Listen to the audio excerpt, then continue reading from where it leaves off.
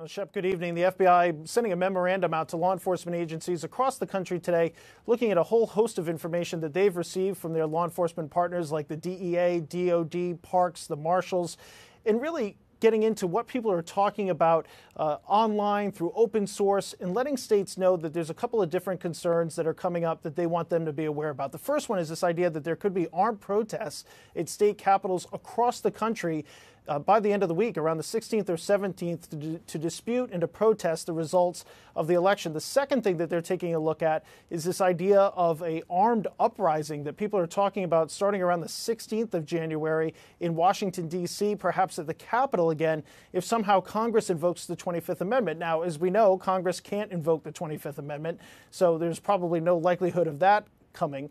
But I think the important thing here is that the FBI and other law enforcement agencies are acutely aware of what people are saying online, what they're saying on social media, what people are telling them, and they're trying to be focused on the potential threats long term. Now, some of these threats are already being investigated. The Boston division of the FBI is saying, look, we've looked into this right now. We don't have any sense that there's going to be armed protests at state capitals in the states that they cover. That's Rhode Island, Massachusetts, New Hampshire, and Maine. But as we look towards the broader inaugural on January 20th, we know that law enforcement is already stepping up their security plans, putting them into place earlier. Things are going to be locked down earlier. NYPD sending 200 officers to D.C. is an example to help supplement law enforcement efforts down there. Overall, Shep, a very different security picture, both at states as well as at the inaugural in D.C. as we come up on the 20th.